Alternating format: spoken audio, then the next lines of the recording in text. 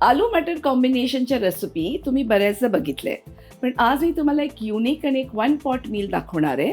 ती म्हणजे आलू मटर पुलाव. तर चला सुरुवात करूया.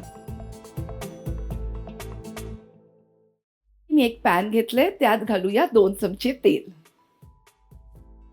त्यात जाईल 5-6 लवंगा, एक तुकडा दालचिनी, 8-10 मिरी, एक तेजपत्ता, एक मोठा चमचा आलं लसूण हिरवी मिरचीची पेस्ट. छान मिक्स करून घेऊया.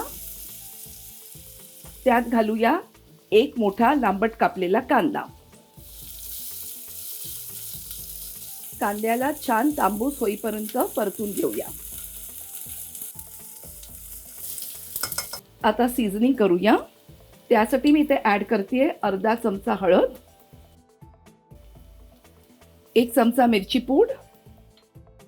नेक्स्ट ॲड करूया 1 चमचा धणा जिरा पूड, 1 चमचा गरम मसाला.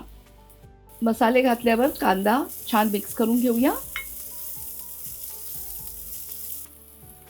त्यात जाईल चवीपुरतं मीठ. त्यात जाईल 2 बारीक कापलेले टोमॅटो.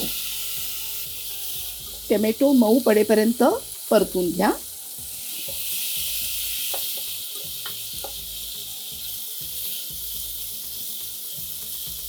त्यात जाईल 1.5 वाटी भिजवलेला तांदूळ.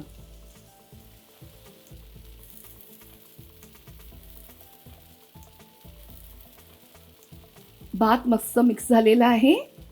त्यात जाईल आता डबल अमाऊंट ऑफ पाणी, म्हणजे 1.5 वाटी भाताला 3 वाटी गरम पाणी घालूया.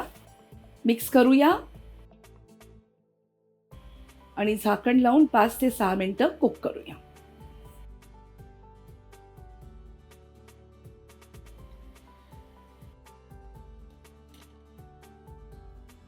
भात हाफ डन झालेला आहे.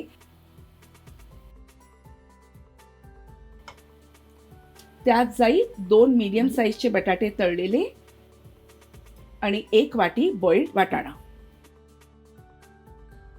बटाटा आणि वाटाणा घातल्यावर हलक्या हाताने भात मिक्स करून घेऊया. हा तळलेला बटाटा आणि उकडलेला वाटाणा ठेवण्याचं कारण काही वाटाण्याचा कलर इथे रिटेन होतो आणि बटाटे आहेत ते तळल्यामुळे एकदम मॅशी होत जात नाही, ते अख्खे राहतात भातात. आणि परत झाकण लावून त्याला शिजवूया. आलू मटर पुलाव रेडी आहे. आता त्याला थोडा रिचनेस ॲड करण्यासाठी मी 1 मोठा चमचा क्रीम ॲड करणार आहे. त्यांनी तो पुलाव खूप क्रीमीसुद्धा होतो.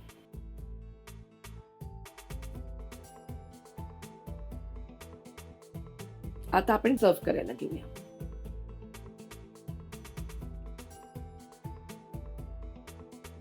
आलू मटर पुलाव रेडी आहे. ही अतिशय सोपी आणि झटपट होणारी रेसिपी होती. तुम्ही पाहिलं, ही वन पॉट मील रेसिपी आहे. तुमच्या घरी डेफिनेटली ट्राय करा. कशी वाटली ती कळवायला मला विसरू नका. आणि अशाच बेसिक आणि झटपट रेसिपीसाठी रुचकर मेजवानीला लाईक, शेअर आणि सबस्क्राईब करा.